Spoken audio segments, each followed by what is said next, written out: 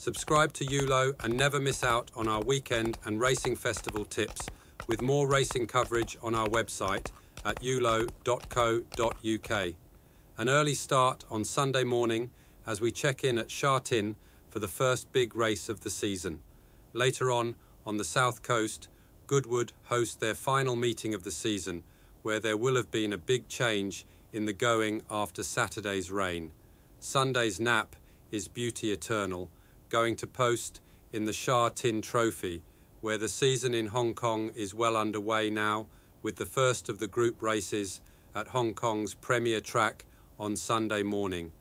Last year's third, Beauty Eternal, can go two places better with a win here, especially with last year's winner, California Spangle, not in the lineup.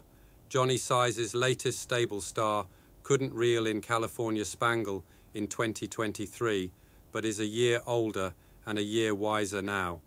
Zach Purton knows how to get the job done on his home track, so should be serving it up to Voyage Bubble and Beauty Joy, with Galaxy Patch the each-way angle. Beauty Eternal to make a winning start to this season. Our next best lines up in the Irish Stallion Farms EBF nursery at Goodwood. This nursery can go to Ed Dunlop's tactical plan, who can go one better than in the Haydock Park nursery he was last seen in, a one-length second to Carl Burke's Our Mighty Mo. If he can replicate the form that saw him land a Class 2 maiden at Chester last month, he'll be hard to beat here. Super cool Jim Crowley up top, and sure to give it a good go on a track to suit.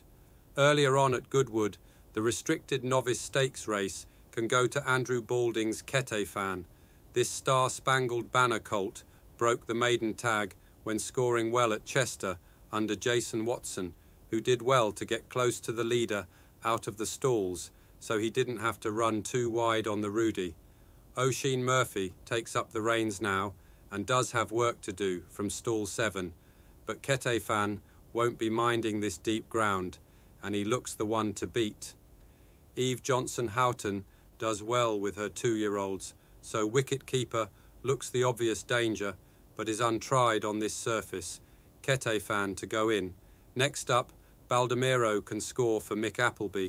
Course form could count for plenty here, as Baldemero drops in grade to a Class 3 after a win at Doncaster last month, before a 6th in a blanket finish at Ripon last time out.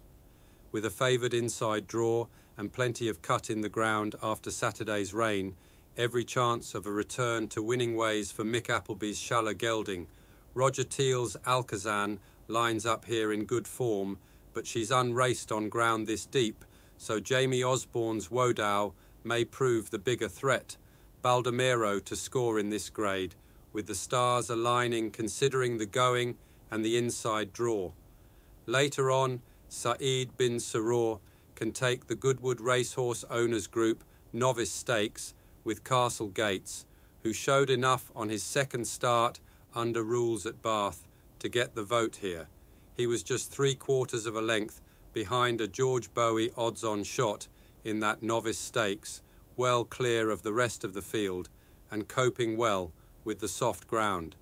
Ed Walker has an interesting debutante in Ashdown Forest, with Tom Marquand booked for the trip and the inside draw, so these two look the likely types, along with the Gouillath-sired The Pouncing Lion.